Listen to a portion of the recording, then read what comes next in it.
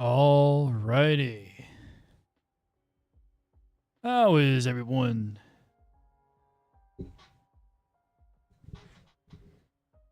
Man, I gotta turn that off real quick. Alrighty.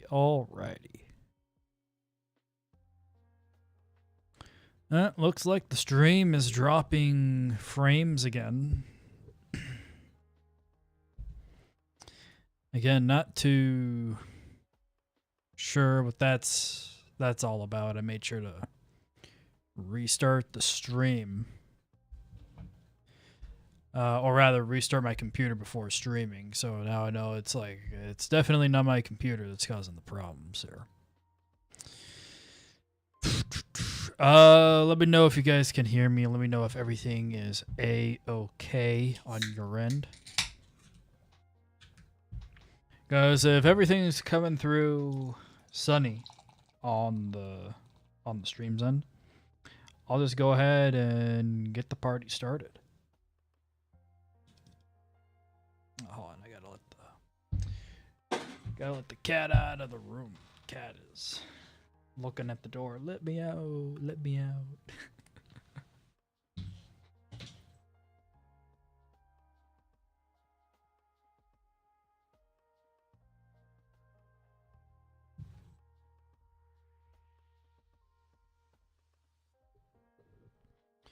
Alrighty. How is everyone? Alrighty. So, we'll go ahead and let me know how the stream is going. Yeah, I gotta turn that off real quick. Oh man. Yeah, so sorry about the double feedback.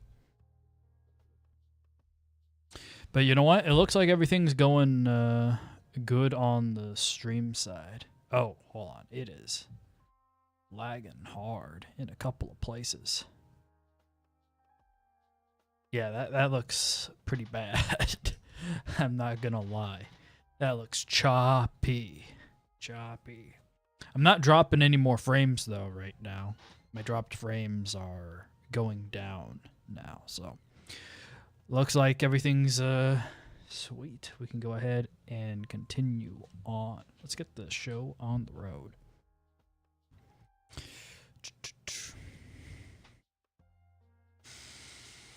Ah, man. I had to walk today in like 100-degree weather. It was not that much fun. But you know what? When the store is just around the corner and there's something you have to get, well, you can't just not get the thing you need. Okay, let's go ahead and review this. So, crude oil. All sorts of stuff going on right now with crude. I have some notes that I'm going to be using as I go through these charts, and I got some indicators here that are going to help with a little bit of the analysis. And you can see I got a bunch of tabs open here at the top for all sorts of geopolitical stuff. Now, on top of the Straits, there is all of these new tariffs coming in. But I wanted to pull up oil first and kind of go over how oil got to the spot that it's in right now. All right. So, I have in my notes, it starts off with, hey, you know what? For everyone trading the euro, here's what's going on with the ECB meeting. The next ECB meeting, September 10th, right? They just held at their latest meeting. Fully expected rate hike at their next meeting. And then it goes through a couple of things we'll go over later for the guys interested in that on the FX side of things. But there's a section here on the Houthi stuff. Also, when we go through the ECB stuff, we'll be going over the PMIs, so don't worry about that. We got the first set of PMIs out today. So we'll be going through that. Let's see here.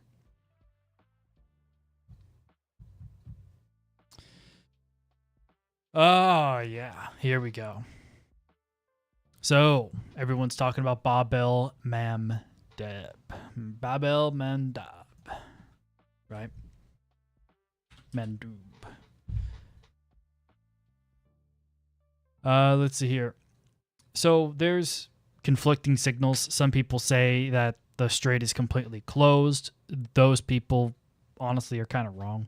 There are ships passing through it, if I recall. Yeah, right here. The Saudis' port, Yanbu port, is still running. Business as usual this week, with multiple vessels actively loading. While a few tankers did decide to pull a U-turn, others were confirmed to have pulled clean transits right through the Bab el Mandeb Strait. We'll have to watch how the situation develops, but don't buy into the fear-mongering that Bab el Mandeb is fully locked down or Yanbu is dead in the water. We'll see how the Houthis play their hand. And you can see that they're highlighting these ships here at the bottom of the screen. So there are still ships loading, right? VLCC load at the southern terminal is emptied now. It wasn't earlier today, I know, but we have to look at the trend. We can't base a whole thesis on a single day's print. So 12 hours ago it was empty. And this is also 12-ish hours ago.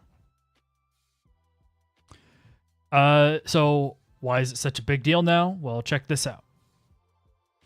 If you can't pass through the Bab el Mandeb and you're Saudi Arabia trying to export a bunch of oil, you can't get your oil to Asia.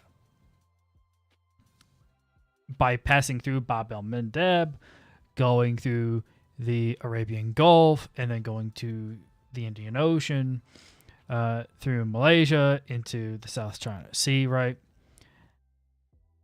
This is 19 days of travel. But now, in order for the Saudis to get their oil to Asia, they have to take this blue route here. They have to cross the strait over here, the Suez Canal. Then they have to go through the Mediterranean, past the Strait of Gibraltar, all the way around Africa, past the Cape of Good Hope, then through the Indian Ocean, then through the South China Sea, then to China. And that takes 48 days. So it takes an extra month of sea travel to accommodate this disruption here at the Bab el Mandeb due to the Red Sea crisis with the Houthis in Yemen. Excuse me. So this is likely going to make oil more expensive. So what's kind of the big deal here? Why bring up like the whole month's worth of chart data for that? Like that's something that's actually relatively new that's been happening. No, it's not. And this is where I say get into the freaking Discord. Oh, nice to see you, Annie. Nice to see you. Just saw you in the chat there. Now, it's not new at all. Oil prices. Let me go down the script. You know, I wrote this whole little script thing here. Let's see here. Okay, tell me, if the Bab el Mandeb is completely closed by the Houthis in Yemen, wouldn't that make energy prices more expensive? I mean, look, yes, that would, but we have to be clear here.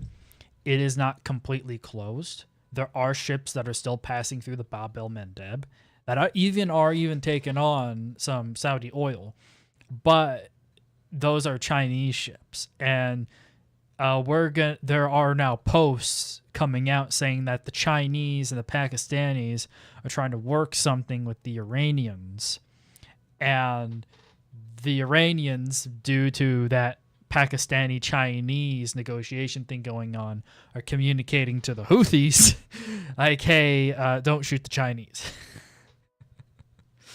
Like, that's a lot of assumptions and a lot of backlogs going on there. But that's kind of the chain that's going on of why it seems odd to a lot of people that why are the Chinese flag tankers, even if they hold Saudi oil, and the Houthis said we're going to blow up anyone who tries to pass the strait with Saudi oil. Yikes. So listen, the strait isn't closed, but you know, the biggest users, the most important use case of the Bab el-Mandeb Strait right now, where the most valuable cargo ships pass, are Saudi oil ships. And those aren't able to pass now. They're going to have to take about 50 days versus, you know, the 20 days that they used to be able to do to transit through the ocean to get to China to sell their oil. That's going to add a huge, huge cost. Now, the reason why I say, like, oh, isn't this like a new thing that just came out of the blue? Like, no, this is not something that just kind of came out of the blue here, right, on this chart. All you have to do, and now, I mean, look, it's really nice, the probability weighted pivot there from the probability pivot points indicator is clearly saying, like, hey, the top seasonally for the month, the weighted average, probability weighted average, is right here. And look at where the top for the month so far is. That looks pretty damn good, right? So I'm very happy about that. However, this was incredibly, like, foreseeable. So let's go down the notes here. Oil prices actually first started to jump due to these events, right? The Red Sea crisis, on July 13th, almost 2 weeks ago. That's when a plane with some Houthi dignitaries and supposedly IRGC officials with military equipment, drone equipment supposedly, were returning to Yemen, rather, from Iran after attending Ali Khamenei's funeral, you know, the dead Ayatollah. So check this out on the chart. That right there, this bar right here is July 13th. Wow. It's almost like if you were following the news and actually knew about this ship, this plane, you would have known about this. So what is it about this plane that is causing the issue? It's just a plane returning with some dignitaries, maybe some fishy things. Well, it actually turns out that the internationally recognized government, the PLC of Yemen, on the east side of Yemen, the internationally recognized government of Yemen, they saw the plane flying over their territory. They didn't, and they had intel supposedly that there were IRGC people on the plane and some military components on the plane for like building drones supposedly. And they shot at the airport instead of the plane to prevent the plane from landing in Yemen. Now, the plane still landed at Yemen. They just landed at a different airport. And the Houthis actually deny, hey, there were no military officials on the plane. There were only civilians, and there was no military equipment either. But the attack still happened, right, on this bar, the 13th. So if you were just watching the news and you saw this shit going down, and then you saw on the same day that there was the response from the Houthis. The Houthis then said, hey,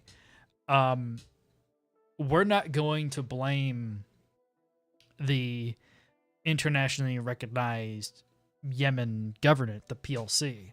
We're not going to blame them for attacking the airport. We're going to blame the Saudis. Like, why blame the Saudis? Well, the Saudis are the main financial backers, I believe, of this PLC government. So they blamed the Saudis because they think that they're like the root cause of it. They essentially think that the PLC is a puppet state of the Saudis. That's what the Houthis believe, right? So the Houthis blame the Saudis for the attack on the airport because they think that this internationally recognized Yemen government is a Saudi puppet state. That's what happened here on this bar. That's why we jumped higher. And then they shot back at the Saudis. They sent rockets into Saudi Arabia. Now, since those events have occurred, rumors started getting spread that the Houthis are going to close the Bab el-Mandeb Strait from that day forward. So, from that day up until July 20th. So, for about a week, there were a bunch of rumors and whatnot that, yeah, this is like a real possibility. This is becoming much more likely now. And on the 20th, which was this last Monday, that's when the Houthis officially announced that they're embargoing all the Saudi ships from crossing the Bab el-Mandeb. You know, they're not saying we're blockading or closing the strait, but they're saying we're just not letting the Saudi ships through. And that so far seems to be the case. But again, the most valuable cargo passing through the Bab el-Mandeb, the most economically important cargo passing through, is the Saudi oil. So it's a big deal. Then on the 22nd, so on the 20th, they closed the strait, embargoing the Saudi ships. On the 22nd, 2 ships were attacked trying to cross the strait. And that's when you see over here, right? So here on the 20th is when they announce the closure. And then here is when they have the attacks, these 2 days here. Okay. There was actually some good analysis in some of the outlooks on the economic impact of this embargo from Seb and MUFG. The Bab el-Mandeb's importance for global markets has increased because Hormuz is once again more or less shut. Vessels being tracked through the Bab el-Mandeb show Saudi Arabia is pushing about 4 million barrels per day out of that port in Yanbu that goes into the Red Sea. And if you need a little primer here, this right here is Yanbu. So right there is the Red Sea, Saudi Arabia. That's where they get their oil out. And roughly 2.5 million barrels of that 4 is transiting south through the Bab el-Mandeb off to Asia. And now, that was Seb, and now MUFG quote here. With around 4 million barrels per day of Saudi crude exports now transiting the Red Sea, any sustained disruption to this corridor could materially tighten global oil supplies and increase the likelihood of Brent approaching $100 a barrel if geopolitical tensions persist. And guess what? This is light crude. This is WTI. And then you go to UK oil, right? This is Brent. And Brent hit 100. And look at that. Also, probability weighted pivot high got tapped.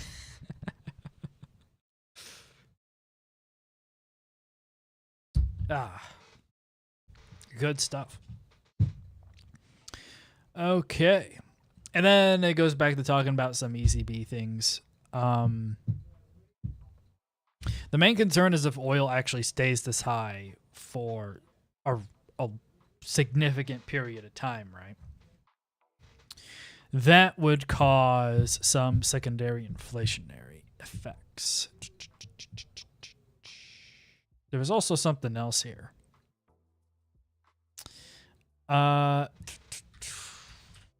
17. There we go. Oh yeah, here's my favorite part. Was any of this a quote-unquote surprise? Was any of this stuff about the Houthis and Brent going to $100 a surprise? I'd say absolutely not.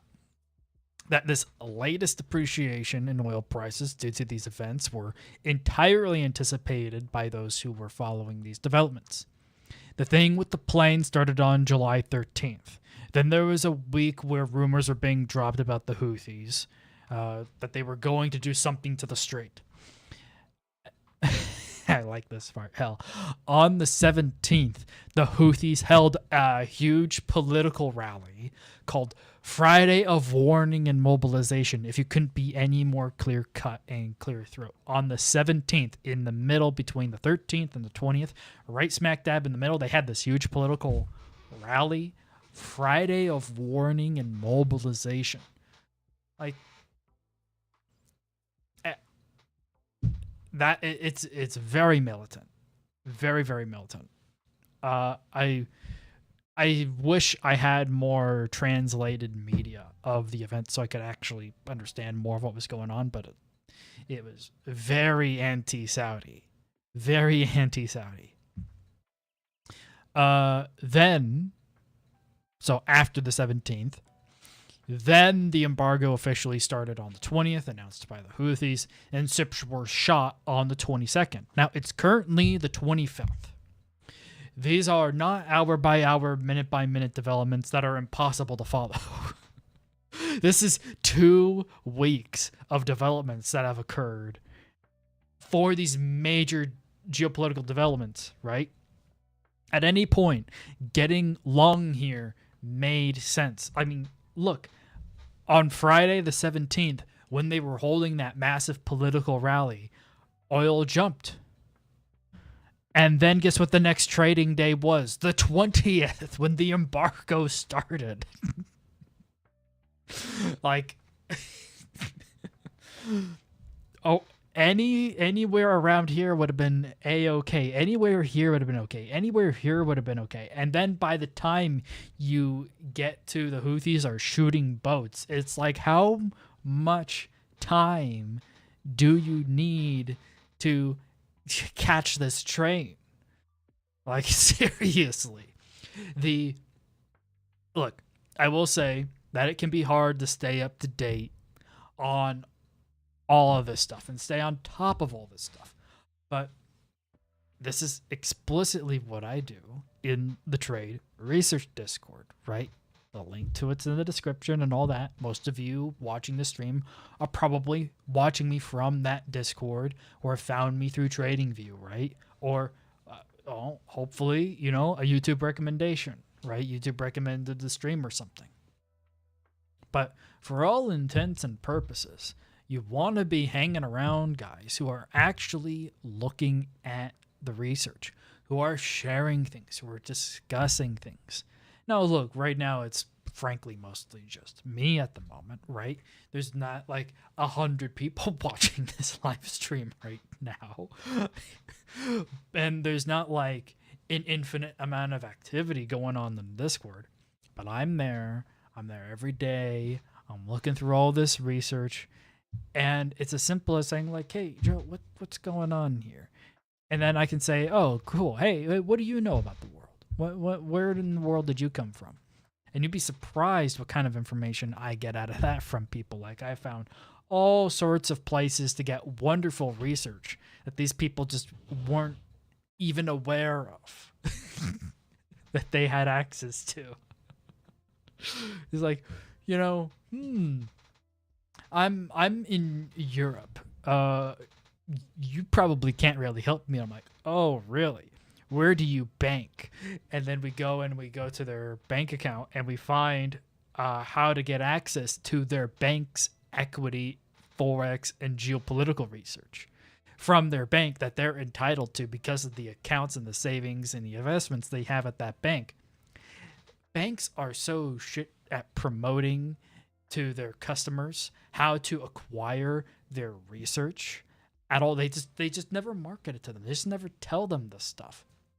And so, almost immediately as soon as someone's in the group, I'm like, okay, who do you bank with? And then it's like, oh, I know exactly what that bank is. I know exactly where the research portal is. Just log in with your bank credentials here and you get access to all this free research, this proprietary research from your bank. And their eyes just pop out of their head like, oh my God, I can't believe it. That's actually insanely helpful. Thank you, Joe. And you just do that for like 100 people, and people tend to like you and think you know what you're doing. I mean, that is a sign of competence, right? Knowing where to get the information, knowing that the information exists. The other thing is just making sure you read enough of a whole bunch of different people so that then you're not caught off guard or kind of one guide. You know, in a bunch of Twitch chats or YouTube chats, there's this thing with streamers where one person out of like 1,000 or 2,000 people watching the live stream, one person will say in the chat to do something really stupid, and the streamer will then listen to that one guy doing something really stupid in the chat.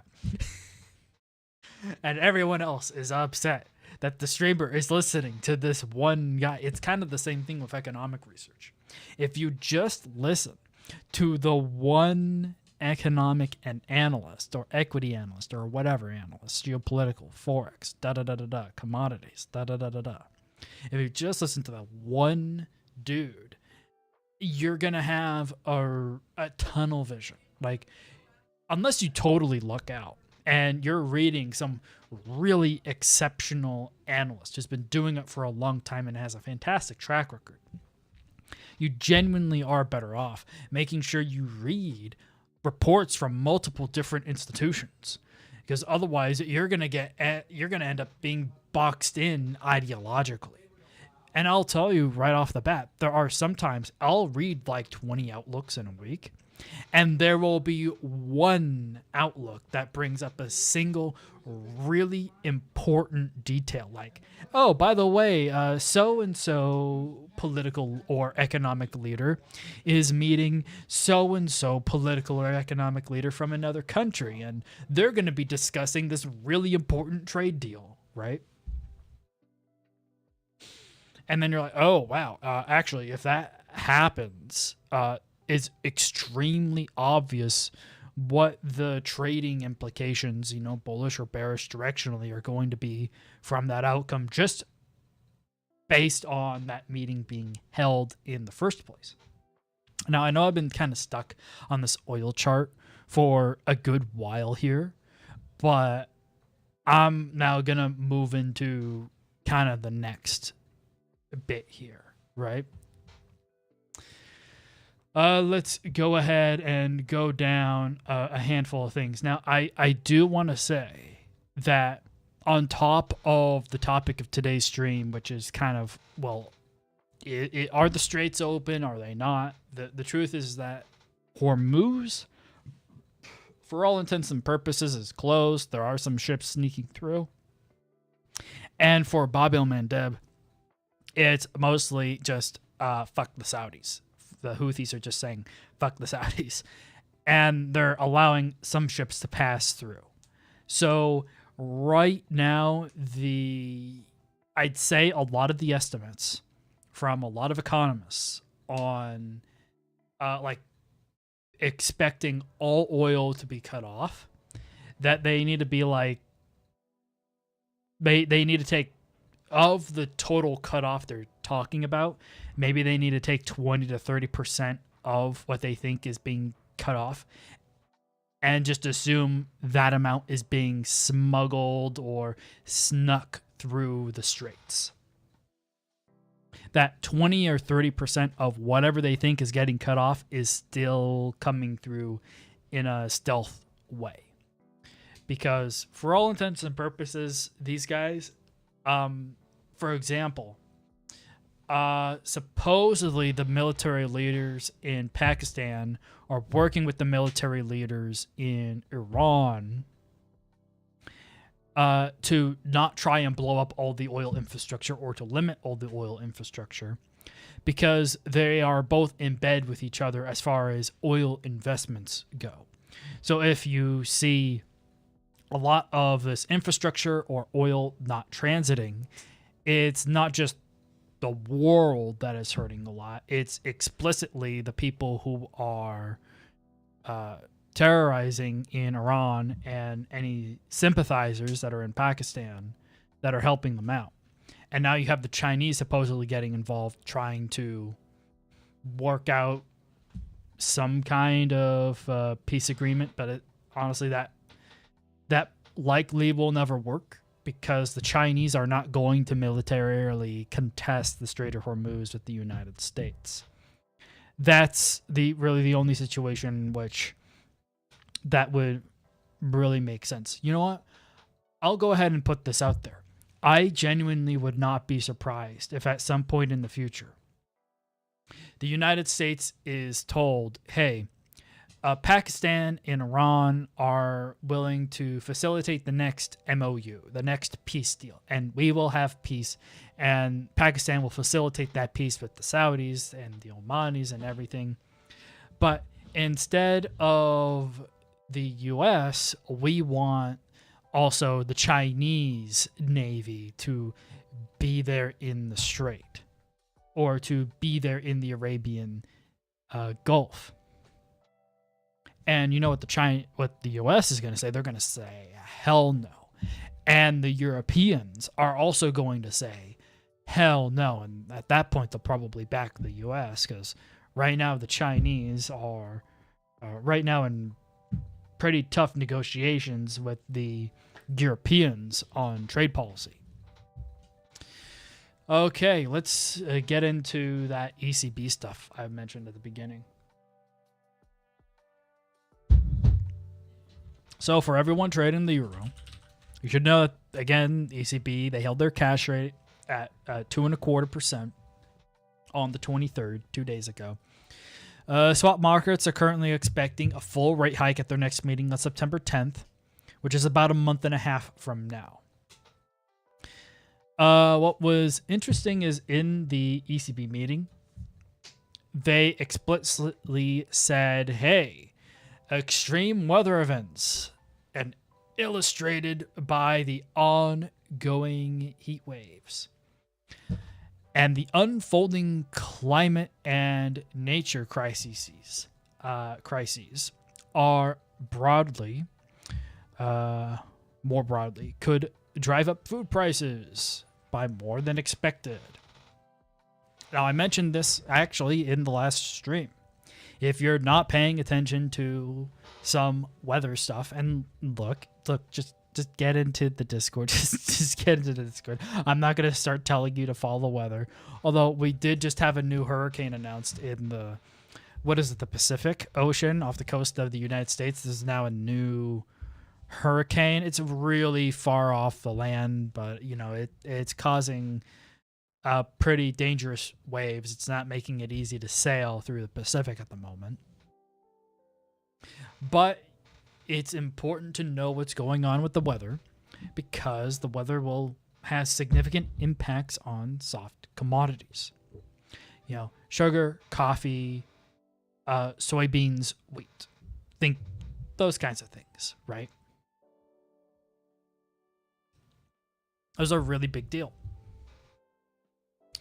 So let's see here. As a side note, Stefan Molyneux has a good video covering the damage being created by the recent Canadian wildfires, and Unicredit did an economic breakdown of the effects of a strong El Nino. I could just pull those up real quick. So I go to the weather channel in the Trade Research Discord, and I can pull up, I believe it's even from last week, right? Yeah, it's from last week, this Unicredit report here. Yeah, check this out. El Nino puts climatification back on the agenda, and you can see here a very strong El Nino probability goes up to 62% in October and December. So this El Nino is going to last probably up until Q2 of 2027. It's going to be a long El Nino. So a lot of crops are going to get hit. And for all intents and purposes, once I saw this report and I went over it, I think explicitly 1 or 2 streams ago. Look, central banks are now explicitly putting in their press releases and in their commentary, hey, if this El Nino continues, and stays strong, which, as we can see from some of these reports, hey, there is a really strong probability of that actually occurring. We could see an increase in food inflation that a lot of market participants are currently not expecting. So, look, don't get me wrong, it's really nice to see when gasoline prices come down in the US and you see inflation, CPIs around all these different countries start to come down a bit from the last month of lower oil prices that we've seen for, a big deal. But now oil prices are back up to 90. Okay. Going probably into the next month, it's going to be choppy. But now we have this structural element that's going to be impacting inflation on the food side of things, which is really not going to be great for all these different central banks, all these different economies, is going to probably err these central banks on the more hawkish side to stay on the holding side of things. Now, if things continue to get worse with the Straits, Bab el-Mandeb, and the Strait of Hormuz, you'll end up with over $100 oil again. So we would like to see an end to the conflict, but it doesn't seem like the Iranians are going to be giving up anytime soon, and the Houthis are currently escalating. The sooner we can see a resolution to that, the better. Any good news on that will bring oil prices down, but it doesn't seem like that's going to be happening anytime soon. So now, with the current place that we're at right now, it's best to assume, okay, this continues into next month, the current position that we're in. There'll probably, honestly, be some more attacks. There will likely be some more attacks, I would expect, on maybe the Houthis. I mean, look, I'll say right now, Marco Rubio and Trump, they don't seem too eager to actually attack the Houthis, because both of them used terms like, we are very disappointed that the Houthis are listening to the Iranians on this, and we think that they got roped into this. We kind of put all the blame on Iran for what the Houthis are currently doing.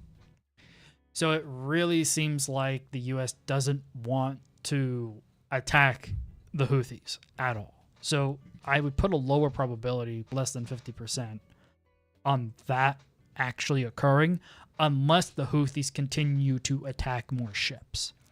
So if the Houthis attack like 5 to 10 more ships, I would imagine that's when the U.S. starts to get involved and say, okay, look, we can't take this anymore. We have to start attacking your missile locations where you're storing your missiles, Houthis, while they continue this attack against the Iranians, because they've been doing attacks nightly recently on Iran. And actually, Beirut and Kuwait recently came out from the Wall Street Journal, an exclusive in the Wall Street Journal, that they had secret overnight attacks into Iran using stealth fighters. Look, I wouldn't be surprised at this point if the Iranians did their own ground invasion into Kuwait at this point. Look, in order to get to Kuwait from Iran, you need to go through a sliver of Iraq. And right now, the Iranians and the Iraqis just had a sit-down, an economic sit-down, a little peace deal, right?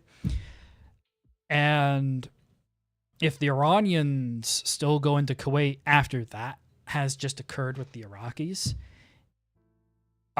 it's going to be really hard to argue against the Iraqi Kurds from justifying Iraq getting involved in defending itself against Iran.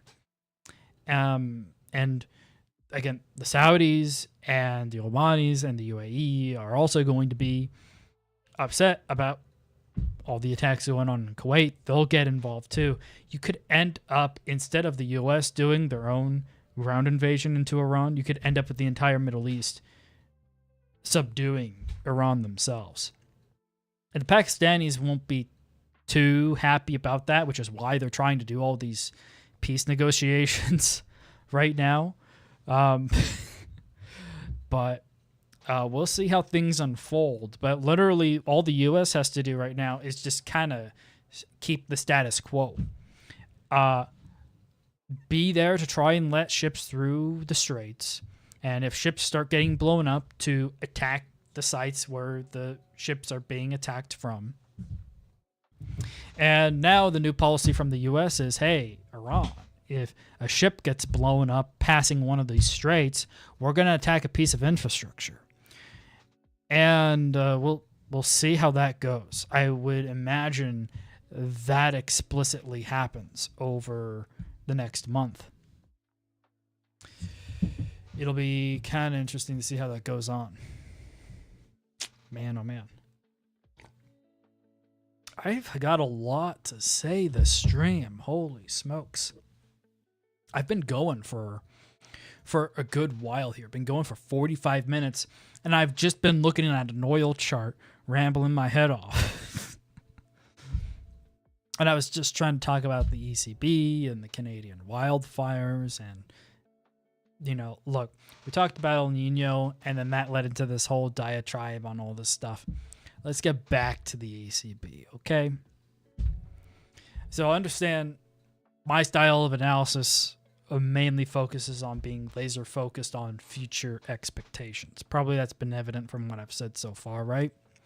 Specifically, what information can update our current expectations and change what we know about the future. Thankfully, the ECB likes that style of analysis and has been very, very helpful. ECB President Lagarde made this job very easy to quote from the Q&A section of her monetary policy statement. Consider that before our next September meeting, we will be receiving 2 monthly indicators for inflation. We will be receiving the GDP for the second quarter. We will be receiving 2 customer expectation or consumer expectation indices. We will be receiving the 1 CPE, consumption per employee number. We'll be receiving 2 PMIs. I'm going through the long list. Sounds like a laundry list. But that's just to give you an indication of the volume of data. Let's go ahead and bring this up.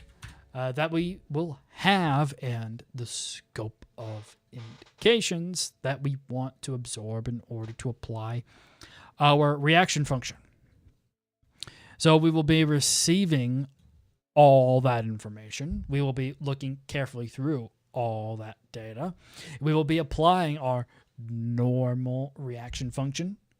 The inflation outlook, the risk associated with it, the underlying inflation transmission, and we will be again measuring the intensity, the duration, the propagation of the shock throughout the economy, and that takes care of your second question. We will be particularly tentative to any risks of quote-unquote second round effects for inflation, unquote. Now, that was a big quote, okay? Now let's take a little step back here of what Lagarde says the ECB is going to watch between now and the next ECB meeting. She's going to watch the second quarter GDP, the next 2 HICPs in the euro area, just so you know, the CPIs are released country by country, and then harmonized. All the CPIs from all the different countries are then harmonized together for the euro area. Thus, the harmonized index of consumer prices. The HICP is the inflation indicator that the ECB uses for policy decisions, and that comes actually the end of July. Next, the upcoming 2 S&P flash PMI prints for the Euro area, which released today, guys. We get to look at those flash PMIs today. Honestly, PMIs are some of my favorite economic reports to look at. They really are incredibly insightful reports.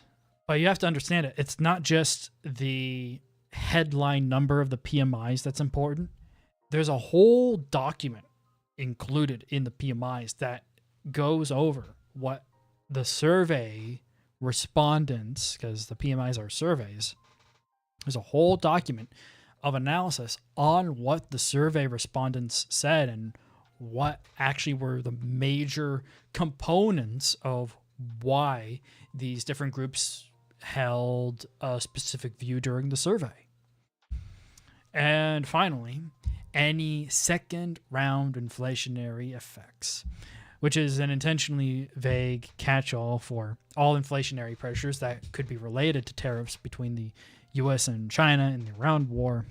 Please remember that the European countries are all having trade negotiations with China and arguably much more difficult conversations with them than their negotiations with the U.S., even though they seem to be much more angry at the U.S. doing more unilateral trade tariffing issues. It's just the Chinese negotiations are much more systemic issues, because if the Chinese continue to accelerate manufacturing wise, that can really hurt the industrial base of Europe.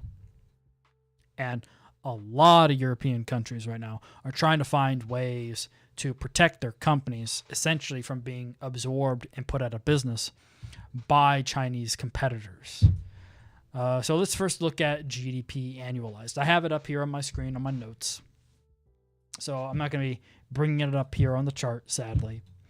I'll go ahead and change the indicators real quick so we can take a quick little look at this. Check that out. This is where most of the time you find your top for the month on Eurodollar. That's where we got our top. And actually, let me pull up the timing dots real quick. I set up some really fat timing dots. 0.2. I think that's going to be big enough. Yeah. Wow, there's only one dot way down there. For end of the month on Eurodollar, it'd be really easy just to set a bearish expectation. So this is 2026, 07, 25, 1453. Go ahead and we always timestamp our expectations here.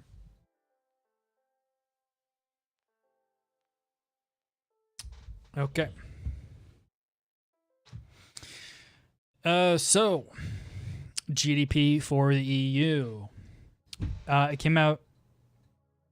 You know what? I put down a whole bunch of numbers here. I'm looking at it, and my eyes are just kind of glazing over it. So what I'm going to actually do is bring up the actual GDP from EU GDP. Yeah, here we go. So EU GDP has fallen for the last year, and we are currently at the lowest level since in about 2 years. We're at the lowest level in about 2 years for GDP growth in Europe. This is not good. We do not want GDP to trend lower from here. Honestly, what would be extraordinarily helpful is if there was a lot more AI investment into Europe to help Europe.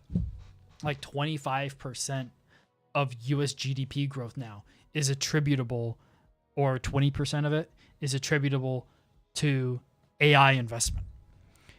And Europe is just not doing as much of it. They're not doing as much, because they also are being pressured also by the United States to do more investment, 5% of their GDP to defense. And a lot of these countries are struggling heavily with investing and expanding their military budget because they have these big social safety nets, these big social programs that they're funding with their budgets. I mean, look at the UK.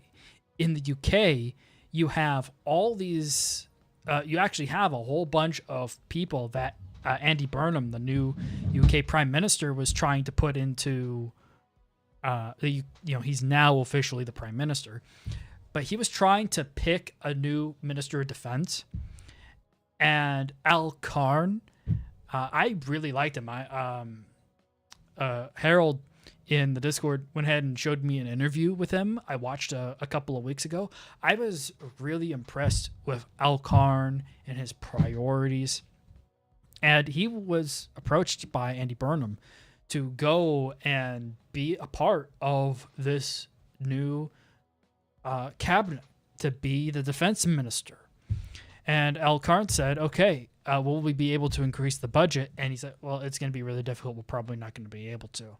And they are asking to like double the budget in order to properly sustain the UK defense budget. And I'm like, oh my God.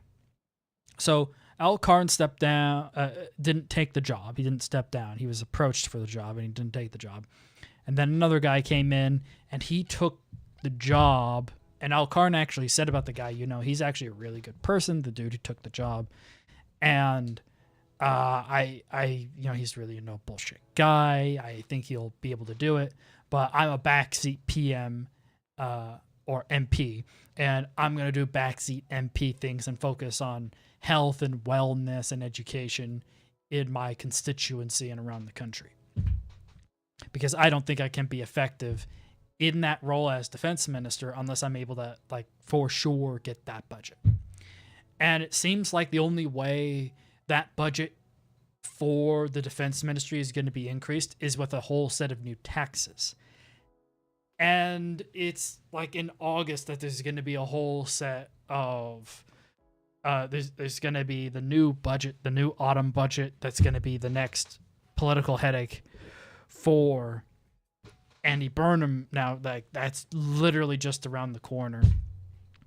And Andy Burnham's announcing all these things that he's cutting, which is really nice to see.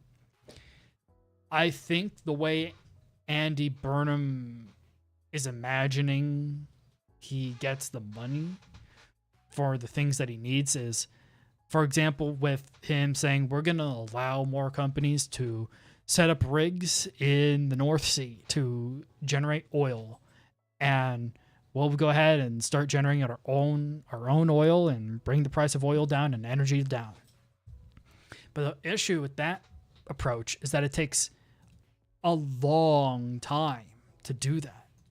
It really is not so straightforward. Oh man, my shirt's just like going haywire, right? In that white screen. It takes time to get those rigs set up. It takes time to get those rigs operational.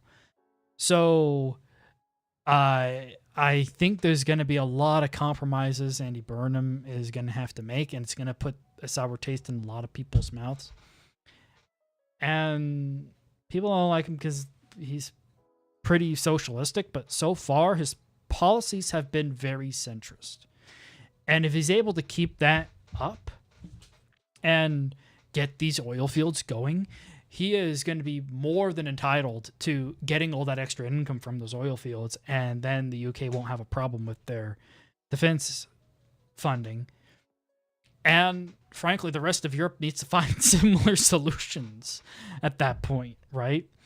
Like shutting down all the nuclear facilities in France was just asinine, totally asinine. Oh man, here Joe goes, ranting about the next big political topic. The next big political topic, as the chart still isn't moving, still isn't doing very much. I'll go ahead and say, now that it's been about an hour of me going on, thank you guys for watching so far. I am still not done. I am still not done. I am trying to find out where the hell my obsidian notes went. I think I might have accidentally closed them. Yeah, there we go. Okay. So, we got a bunch of economic reports coming out. You clearly see GDP is on the down low. It's really not looking good. So what can we do, because GDP releases on a quarterly basis, what can we do between now and the next GDP report? Because it's looking like crap, but we want to be ahead of expectations. So how the hell do we make sure that we have some kind of heads up as to what GDP is actually going to print at? Well, thankfully, the ECB told us what that is as well, but I also know from experience, it's the flash PMIs, baby. Flash PMIs.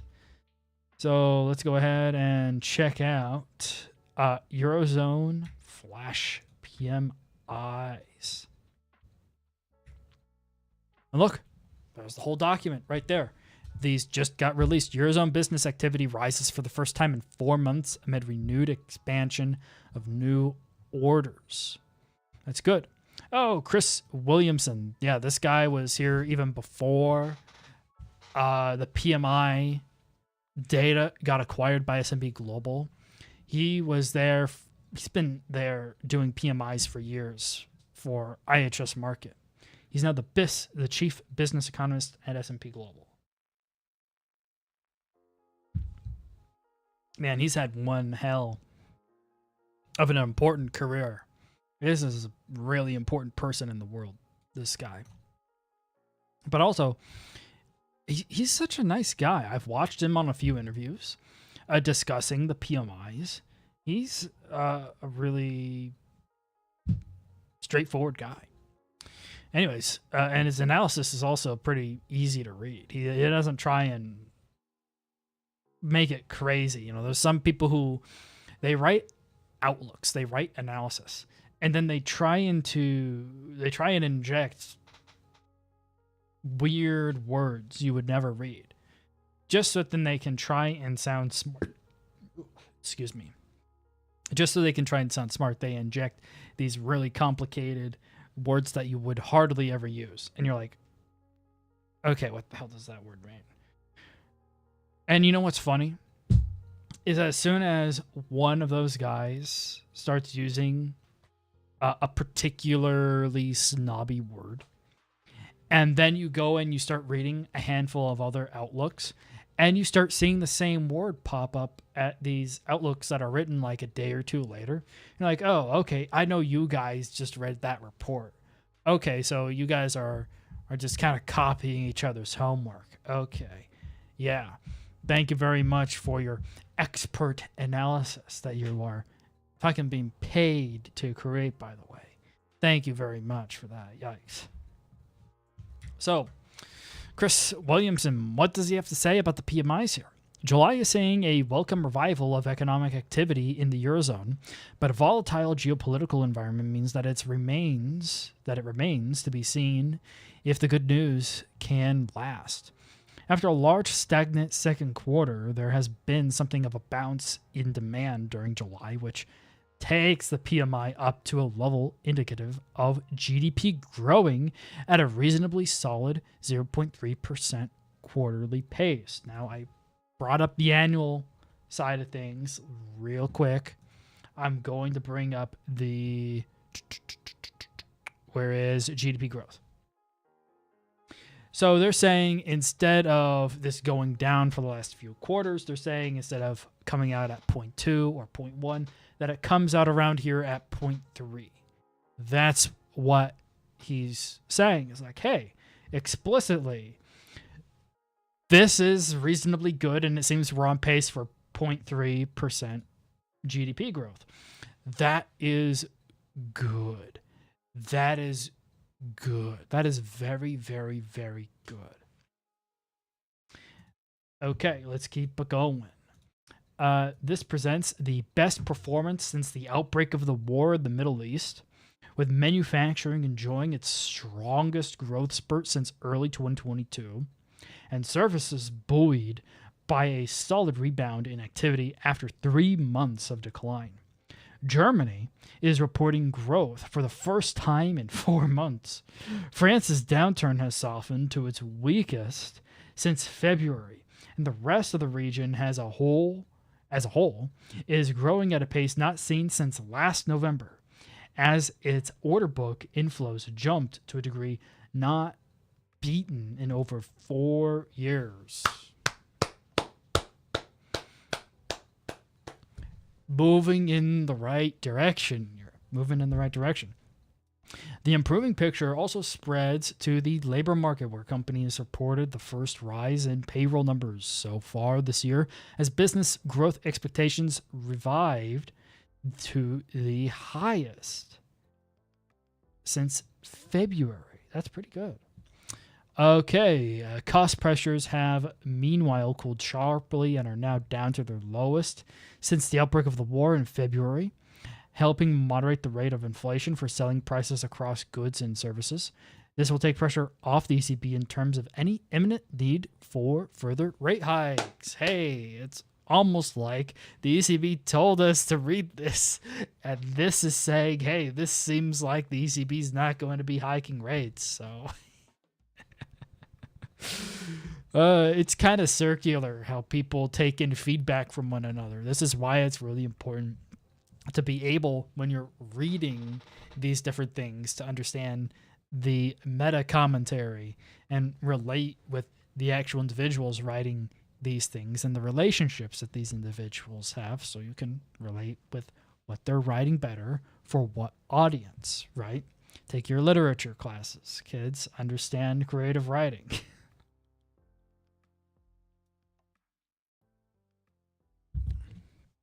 All right, last paragraph. However, whether all this good news can be sustained in the coming months largely depends on the situation in the Middle East.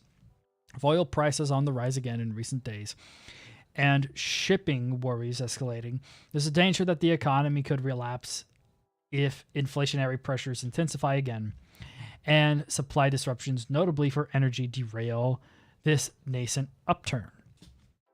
Honestly, when I was reading these 2 paragraphs, I was already starting to think about this, and it's very explicit.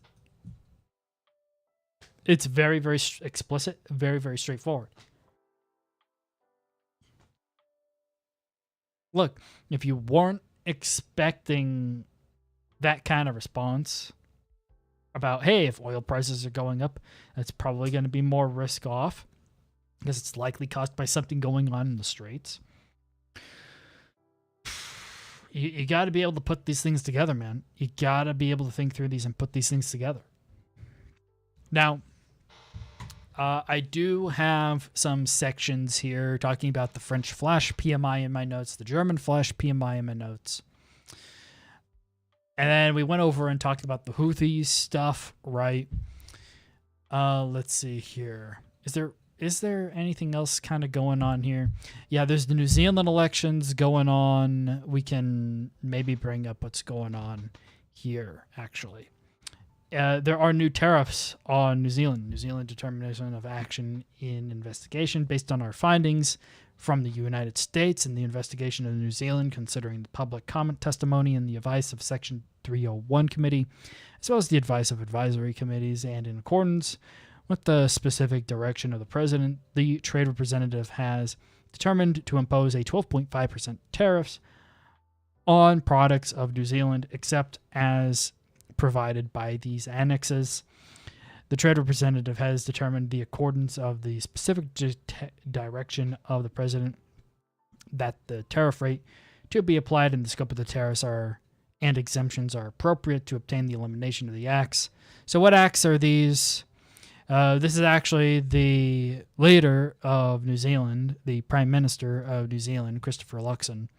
Extremely disappointed to see the new tariffs on New Zealand and 59 other countries.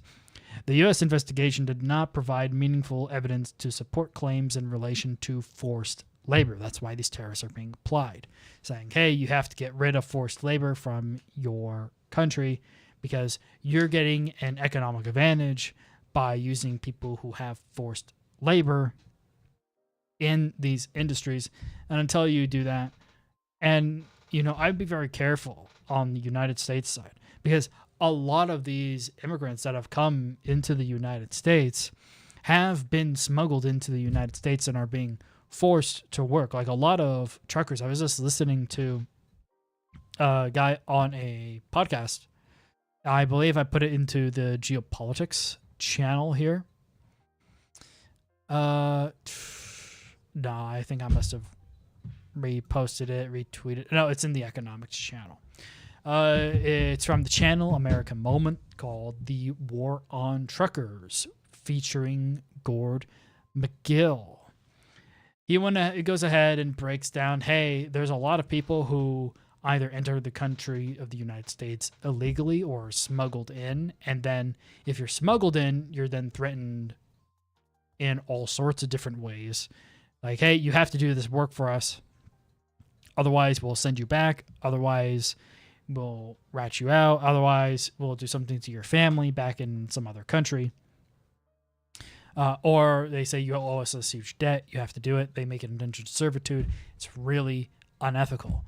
And then they go ahead and they throw them into a truck, and then they're shipping all this shit in these 18-wheelers across the United States. They don't speak English, and they don't have proper training, and they end up in a lot of car accidents, a lot of really dangerous accidents. So, and then you have another class of people who are coming into the country illegally and then find out how to get those jobs, and then still massively are like, oh, I'll work for minimum wage. Meanwhile, the same job in Australia or Canada is like 3 or 4 times minimum wage as far as costs goes. So all these immigrants come into the United States and they work for minimum wage, or they work for minimum wage, and then still that minimum wage gets siphoned off by some trafficker. So for the U.S. to go around and saying, hey, this is in relation to forced labor, there's a lot of evil gangs and cartels and mobsters and human smugglers through illegal immigration that are pushing people to do all sorts of jobs that arguably could be put into the same category as what the U.S. is doing to these other countries. Now, that's not to say that these other countries aren't also doing it as well, but it's more like the U.S. is not doing it quite willingly. These countries might not be doing it quite willingly as well. Look, from the American point of view, I would say these tariffs are explicitly on the political side, because Trump wants to keep these tariffs on, and he's just found another acceptable legal reason to keep these tariffs on. The tariffs were going to expire on July 24th or 25th, and these tariffs got put on, you can see where Luxon made his post, July 23rd. Now, one thing that is kind of disingenuous from Luxon and a lot of these other world leaders is that he says, where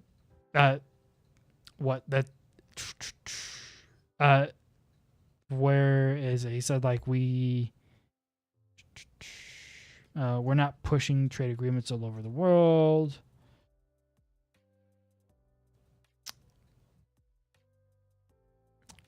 Okay, so it's not in this post, and maybe it's not even Luxon, but I read a post from a world leader talking about these tariffs, saying, we didn't even know that these tariffs were going to be put on.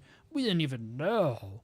But if you go ahead and actually read this from Greer, so this is now actually what the press releases were from the Office of the Trade Representative. If we zoom in here,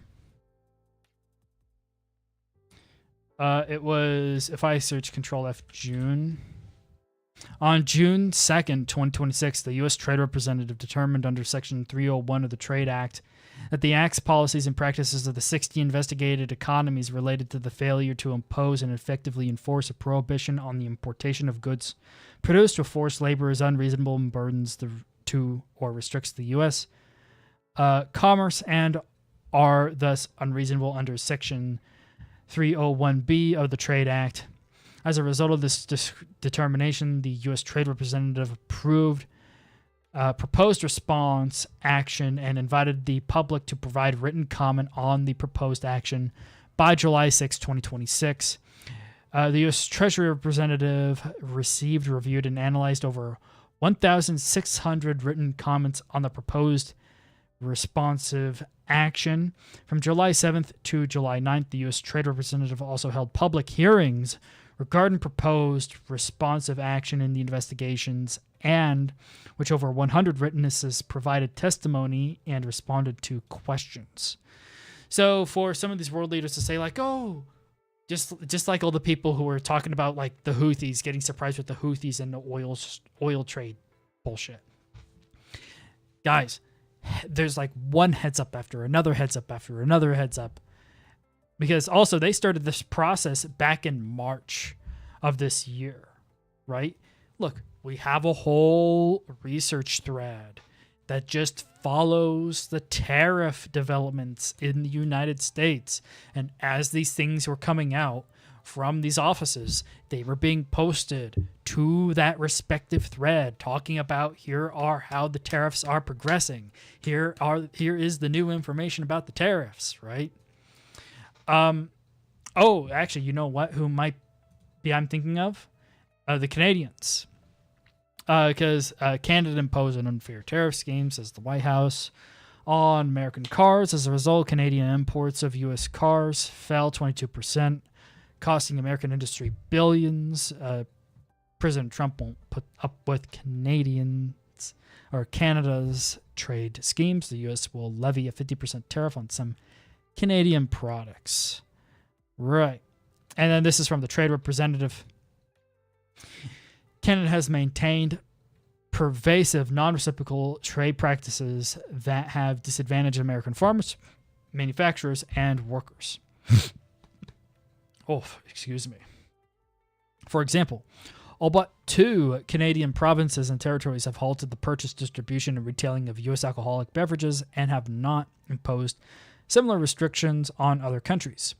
From March 2025, when the tariff war kind of began, through February 2026, Canadian imports of U.S. alcohol beverages decreased about 81% compared to the same period in 2024-2025. Now, one thing I will say is that culturally in Canada, there are a lot of people who are explicitly not buying American alcoholic brands because they are politically opposed to the United States due to the tariff wars that occurred back in 2025. So a lot of people who were buying all these alcohols suddenly had a shitload of inventory that was just not moving.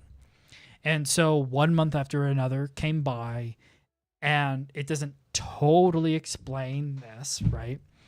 But the provinces themselves, once they saw that cultural, political activity, they thought that they could win bonus points, and they did, with their voter base, let's say, and decided to just go ahead and put on tariffs at a provincial level.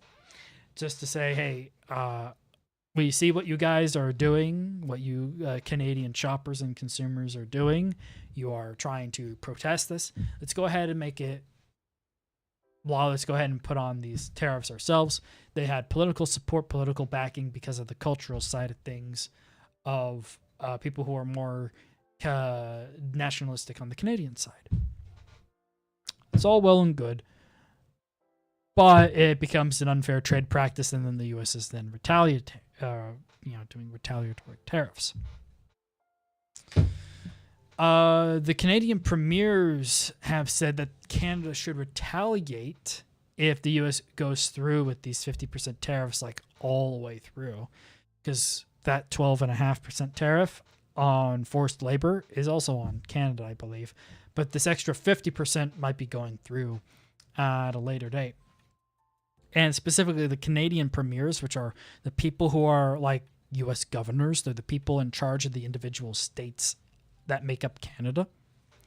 They said that they should retaliate by withholding Canadian oil from the province of Alberta. So all these other provinces are saying, hey, Alberta, you should stop sending your oil to the United States. Well, around 90% of oil pumped out of Alberta goes to the United States.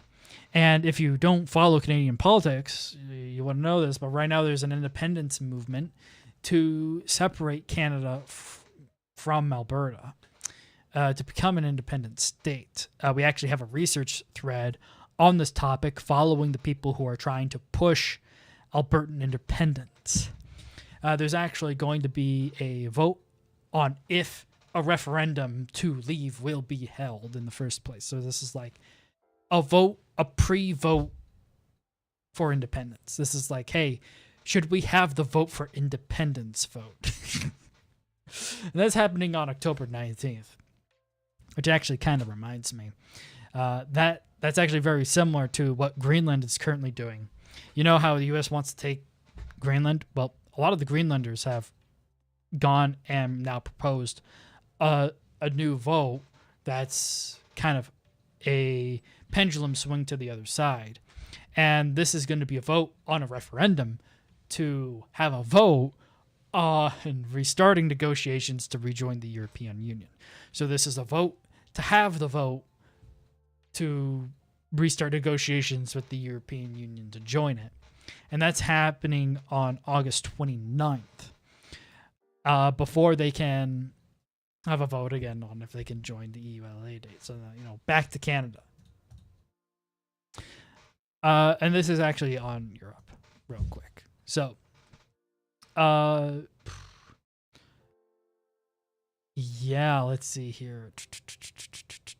Oh, yeah. So 90% of Alberta's oil goes to the United States. All these other provinces are saying, hey, Alberta, stop sending your oil to the United States to help us out here and get more leverage against the United States on the tariff situation. Well, guess what? If Alberta turned off the spigot, 90% of their oil goes to the United States. That would be a massive economic loss, not just for Alberta, but for Canada as a whole, because a lot of Alberta's oil exports is a major component of Canadian GDP. So all these premiers saying Alberta needs to turn off their oil in order to help, Ottawa. It's kind of asinine.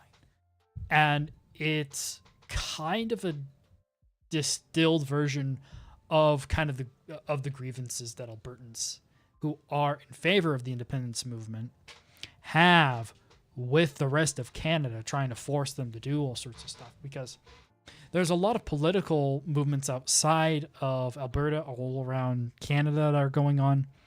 And then they pass these different federal laws that make it really hard for Alberta to continue growing as this big economic engine within Canada. So Albertans have a lot of grievance because they feel like they're not really being represented by the Canadian federal government. So that's why there's this independence movement in the first place.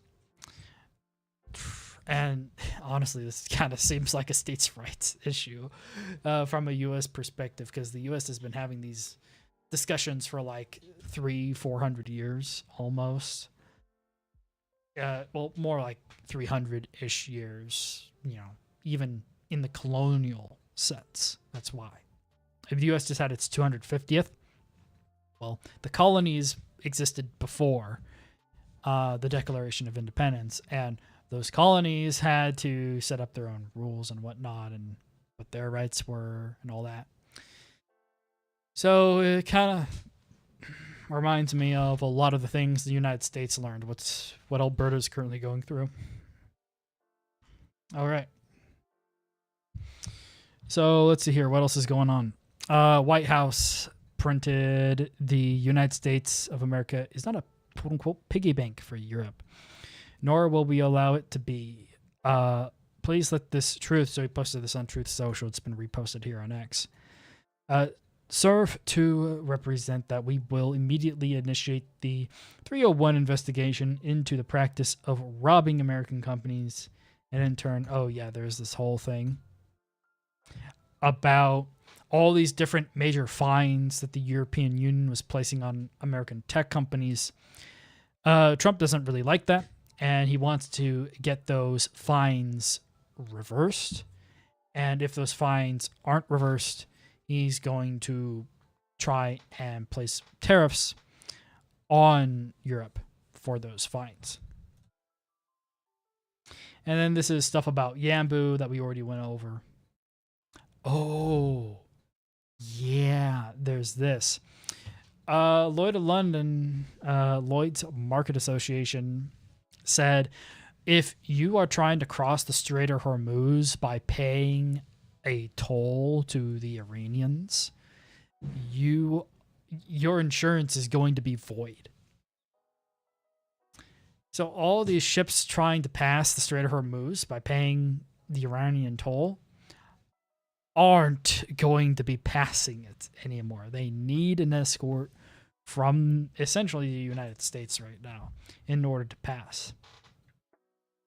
The LMA has developed the clause. The clause has been developed, has published a new model clause for use by marine hull underwriters addressing the position of the transit fee, where it has been confirmed that a payment has been made to enable the vessel to pass through Iranian territorial waters or otherwise transit the strait. The LMA has developed that the clause in response to concerns about applicable sanctions and terrorism legislation arising where insurers, became aware or through appropriate due diligence ought reasonably to become aware that any financial or non-financial payment has been given by the insured. It is intended to operate alongside existing sanction clauses. Under this clause, insurers will not cover any such payment. So they won't cover the payment that you made to the Iranians to cross the strait. In addition, where a payment has been made, cover for the relevant vessel will cease due to the risk of a breach of sanction and or terrorism legislation in the US, UK, or EU. So that's why they're saying, hey, if you try and pass the strait after you've paid the toll, not only will we not insure the toll, we won't insure your ship. You will not have insurance when you're trying to cross, because that payment can be in violation of sanctions and terrorism laws in the US, the UK, or the EU. So this is just an open letter saying, do not make those payments. Do not try to cross if you have made those payments, assuming your insurance is still valid for whatever reason. And in the meantime, travel.gov or travel.gov, this is the official account for Americans traveling across the world, giving them information about what's dangerous, where issues are occurring for travel restrictions. And they're saying, hey, the entire Middle East, do not go there. They are pulling out diplomats. Every single European country right now is pulling out diplomats from the Middle East. For all intents and purposes, Pickaxe Mountain is expected to be blown up this weekend. Anyone saying like, oh, it might not happen, so many dignitaries and diplomats and civilians are being pulled out of the Middle East because it's expected, under very basic reasoning, that if you were to go and attack one of the largest targets in Iran right now, which is Pickaxe Mountain, that the Iranians are going to try and retaliate against every single place they possibly can.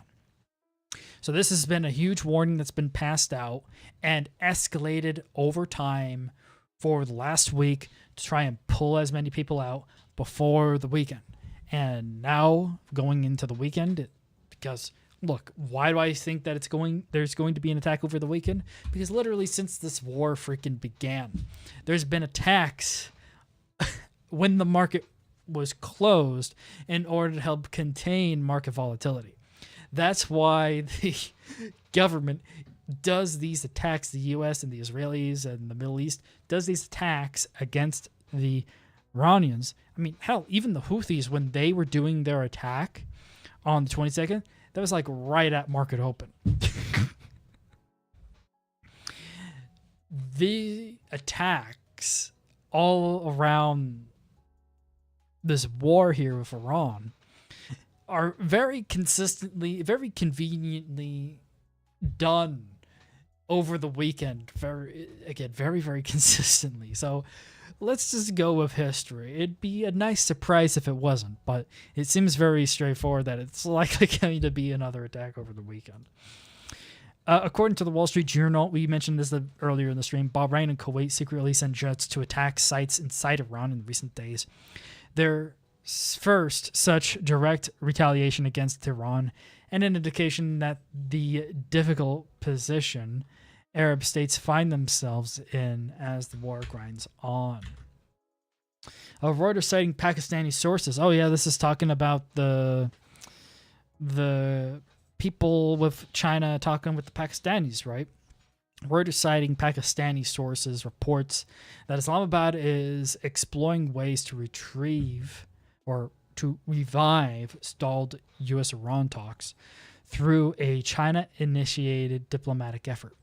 During Dar's visit to Beijing, Pakistani and Chinese officials reportedly discussed a broader regional initiative. The key point is not that negotiations have resumed. They have not, but that Chinese may now be providing political cover and strategic weight to the renewed Pakistani mediation effort between Washington and Tehran. Noteworthy. And then this is the hurricane, Fausto, over the Pacific right now. That's causing some pretty dangerous boating conditions, some pretty dangerous maritime conditions on the Pacific. Good to keep an eye on that. And then here are all the PMI things. Okay, you guys. As much as I like to go over my indicators and charts, I think I'll mostly just go over ES real quick here at the end.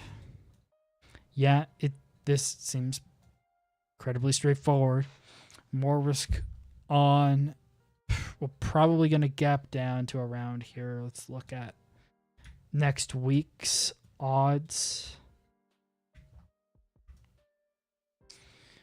Call it sub 7,400. So I'm going to send an alert for sub 7,400. I'd like to hop in below there. Let's use low odds here real quick on the ES.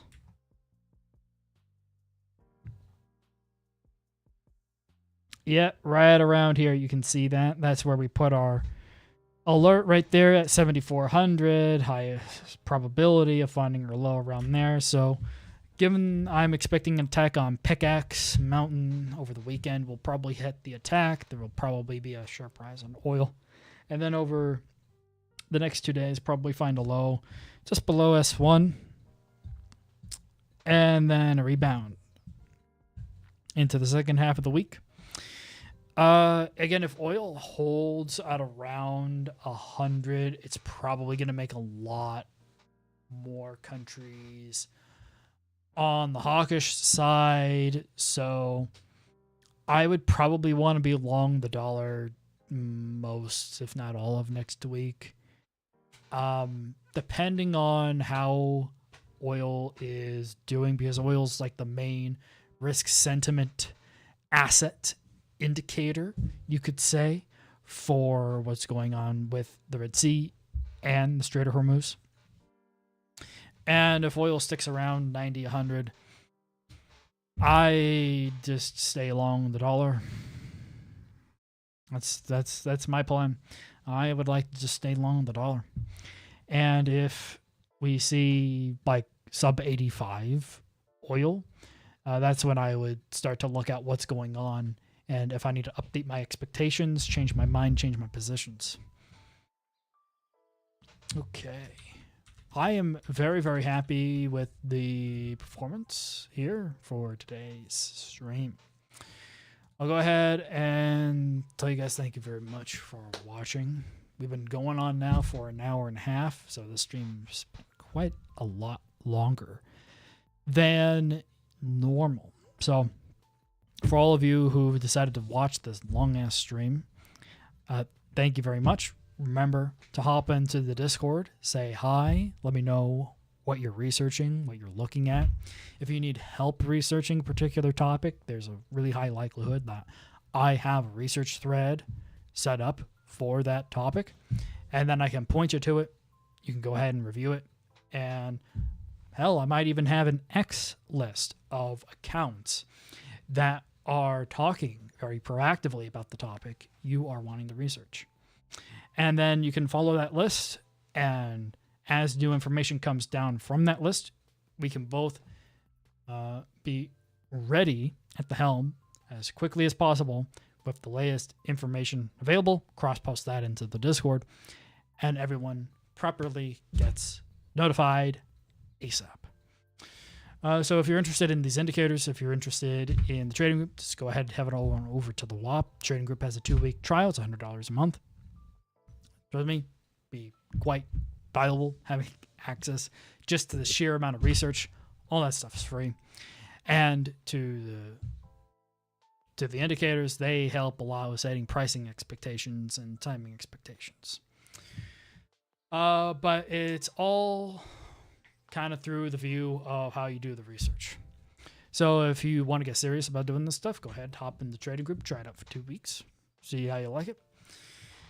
And I will let you guys know when the stream for next week is. I mean, every single Friday I'm doing these streams, and I'll set up the schedule for it probably around next Thursday. So we'll see how well that dollar long idea goes.